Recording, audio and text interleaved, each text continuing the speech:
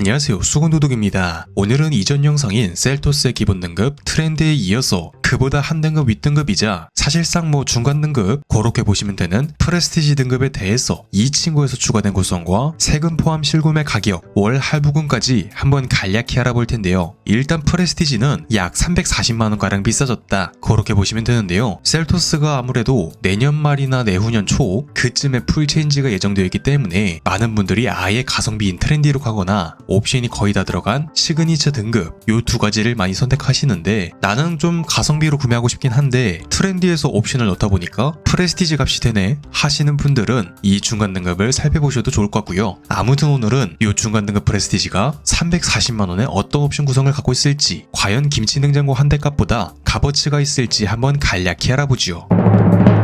첫 번째는 기존 후방에만 있던 주차 센서가 이제는 전방에도 기본, 그리고 LED 사이드 미러, 차량 곳곳에 기존 굉장히 불쌍했던 플라스틱이 블랙 하이그로시가 들어가면서 조금 더 고급스럽게 보인다. 그리고 차량의 전후면 하단부에 역시나 메탈 재질이 들어가면서 조금 더 고급스럽게 보인다. 그리고 가죽 핸들, LED 실내 등 뒷차의 눈뽕을 막아주는 ECM 룸미러, 선바이저의 조명, 헤어라인 패턴, 그러니까 이렇게 비끄미가 있는 크래시 패드 가니쉬, 역시나 기존 플라스틱 커버가 블랙 하이그로시 커버로, 그리고 은근 체감이 큰 슬라이딩 암레스트, 그리고 기존 먼지 폴폴 직물에서 질감이 썩 좋진 않지만 관리하기는 좀 더 편한 인조가죽 시트, 운전석에만 전동 시트인 파워 시트, 또한 앞 뒤로만 조절할 수 있는 허리 받침대, 그리고 한국인이 제일 사랑하는 불멸의 최고 인기 편의 옵션 통풍 시트와 열선 시트가 원격 시동 포함 버튼 시동 스마트 키, 기존 부츠 방식의 변속기에서 돌려서 사용을 하는 전자식 변속기로, 옛날에는 랜드로버, 제규어 요런 회사들이 많이 썼었는데 걔네들도 요즘에는 다시 부츠 방식으로 돌아간 핸들 뒤의 버튼으로 기어 단수를 올리고 내릴 수 있는,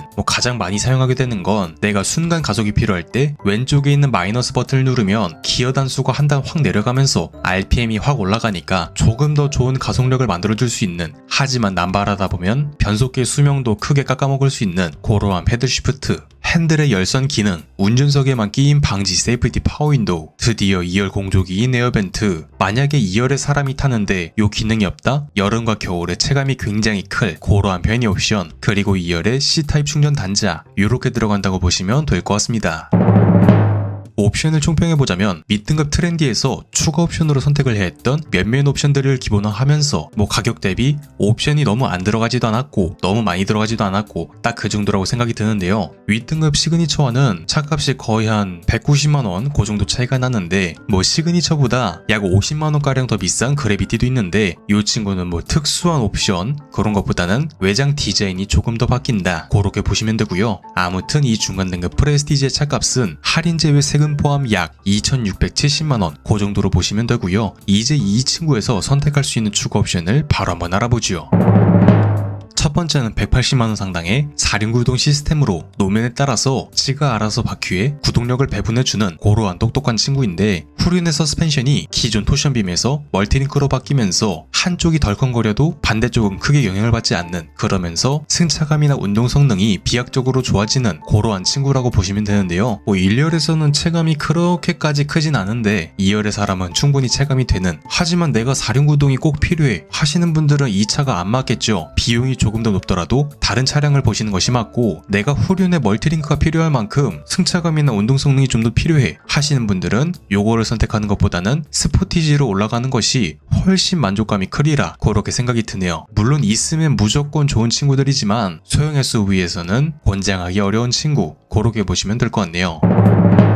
그리고 다음은 90만원 상당의 내비게이션으로 프로토 에어컨, 습기 제거 기능의 오토 디포그, 에어컨을 말려줘서 망할 시큼한 냄새를 방지해주는 애프터 블로우, 공기청정 모드, 큰 의미 없는 주행 중 후방 뷰, 또한 기본 등급부터 기본으로 들어갔었던 8인치 디스플레이가 10.25인치로 바뀌면서 순정 대비 탑재, 또한 내 스마트폰으로 차량을 제어할 수 있는 미리 시동도 켜고 각종 제어를 할 수 있는 커넥트, 스마트폰 어플을 사용할 수 있는 폰 프로젝션, 차량 내에서 결제할 수 있는 기아페이, 무선 업데이트 이렇게 들어가는데요. 나는 단거리 시내주행 위주야. 이 옵션을 선택하지 않더라도 기본으로 들어갔던 8인치 디스플레이에서 티맵이나 카카오 내비도 사용할 수 있기 때문에 정말 길찾기의 기능은 기존에도 있었다. 하지만 현대기아 차량에서 내비게이션을 선택하는 가장 큰 이유, 바로 다음 100만원 상당의 드라이브와이즈와 궁합이 좋다는 건데, 드라이브와이즈에는 이렇게 스마트 크루즈가 들어갔는데 내비게이션을 선택했다면 내비게이션 기반 스마트 크루즈, 그러니까 고속도로 곡순 구간, 카메라 단속 구간에서도 알아서 감속을 하는, 앞 차량과 거리를 조절하면서 내가 설정한 속도로 주행을 해주기 때문에 정말 장거리 주행을 했을 때 다음날 피로도를 반으로 줄여주는 그러한 요즘 차량에서 뺄 수 없는, 2023년도에 차를 사면서 스마트 크루즈가 없다? 이거는 굉장한 하자다. 한 번도 써보지 않은 사람은 있어도 한 번만 써본 사람은 없다는 그런 굉장한 편리 옵션. 또한 기존 차량과 보행자, 자전거까지만 인지하던 전방 충돌 방지 보조가 내가 좌회전할 때 맞은편에서 오는 교차로 대응차까지 인지, 또한 역시나 내비게이션을 선택했다면 차로 중앙을 좀 더 잘 지키면서 주행 보조를 유지해주는 고속도로 주행 보조, 그리고 내 차량의 후측방에서 오는 차량이나 내가 후진할 때 좌우에서 오는 차량을 경고 후 사고 위험 시 제어나 제동을 도와주는 보조 기능까지, 이렇게 안전 편의 옵션인 드라이브와이즈는 100만원이고 방금 설명드린 내비게이션 패키지는 90만원. 무조건 두 개 다 선택해야 돼 이런 건 아니지만 두 개 다 선택한다면 나름 굉장한 편리성을 줄 수 있는 그러한 친구들이라 보여지고요. 이는 예산에 맞춰 선택하시면 될 것 같네요. 그리고 다음은 120만원 상당의 스타일로 이렇게 차량 뚜껑에 루프박스나 루프 캐리어 그런 것들을 실을 수 있는 루프렉, 또한 기존 전구형 헤드램프에서 하얀색 프로젝션 LED 헤드램프로 테일램프도 LED, LED 안개 등, 차량 전면부에 LED 방향지시 등, 턴 시그널 램프는 순차 점등을 한다는 게 아니라 그냥 방향지시 등을 직역하면 턴 시그널 램프다. 또한 두 사이즈가량 커진 18인치 휠 타이어, 창문 하단에 크롬 몰딩 이렇게 들어가는데요. 이 옵션은 무조건 넣어야 돼 생각이 들 수 있지만 이 옵션은 윗등급 시그니처부터는 기본이다. 이 옵션 값이 세금을 더하면 한 130만원가량 하는데 시그니처랑 190만원 차이 나니까 이 옵션 말고도 다른 옵션들을 담고 있는 시그니처 특성상 중간 등급에서 이걸 선택할 바에 윗등급으로 올라가는 것이 무조건 좋다. 그렇게 보시면 되고요. 이 친구는 패스하시는 것을 혹은 아예 시그니처로 가시는 것을 권장드리고 싶네요.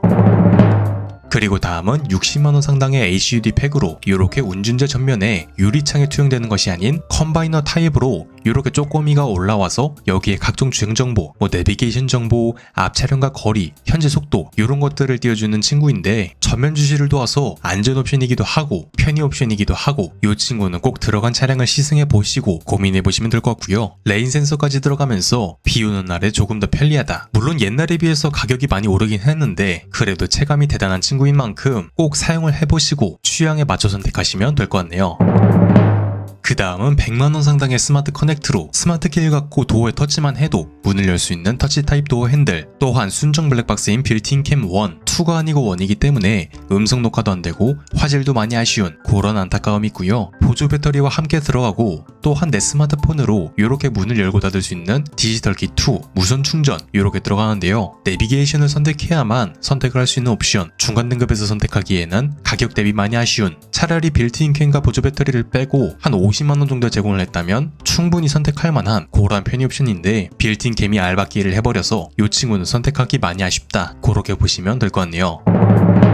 그리고 마지막 120만원 상당의 모니터링 팩 역시 내비게이션을 선택해야만 추가를 할 수 있고요. 이는 윗등급 시그니처에서도 추가 옵션으로 선택해야 되는 친구. 첫 번째로는 후방 주차 충돌 방지 보조, 내 스마트 키로 차량을 앞뒤로 넣었다 뺐다 할 수 있는, 누군가에게는 정말 필요하고 누군가에게는 정말 필요 없는 그런 옵션. 또한 계기판이 기존 4.2인치에서 10.25인치 풀 사이즈로 바뀌는, 동시에 내 차량 주변을 360도로 보여주는 서라운드 모니터가 들어가면서 셀토스가 이 옵션이 필요할 정도의 크긴 아니긴 하지만 누군가에게는 유용할 옵션. 후측방 모니터, 또한 서라운드 모니터를 내 스마트폰 어플을 통해서 볼 수 있는 리모트 뷰 이렇게 들어가는데요. 이 친구 역시 본인의 취향에 맞춰, 상황에 맞춰 선택하시면 될 것 같습니다. 최종 차값을 알아보자면 중간 등급 프레스티지 2륜구동의 기본 차값, 할인 제외 세금 포함 약 2,670만원, 여기에 드라이브와이즈, 내비게이션, 화이트 펄 이렇게 주고 한다면 2,880만원 그 정도가 나오고요. 적지 않은 값이지만 요즘 다른 차량들 차값을 생각했을 땐 그래도 그렇게까지 나쁘진 않은 구성, 그렇게 보시면 될 것 같네요. 오늘 할부금 역시 이 값으로 알아보도록 하지요. 초기에 납부해야 하는 세금이 기타 비용을 제외한 2,687만원을 전액 할부 시 5.9% 기준 36개월에 약 81만원, 60개월에 52만원, 선납금을 500만원 정도 납부한다면 60개월에 46만원, 36개월에 72만원, 선납금을 1000 정도 납부한다면 36개월에 57만원, 60개월에 36만원, 선납금을 절반 정도 납부한다면 60개월에 28만원, 36개월에 44만원, 24개월에 64만원, 그 정도가 나온다고 보시면 될 것 같네요. 이상 수건도둑이었습니다.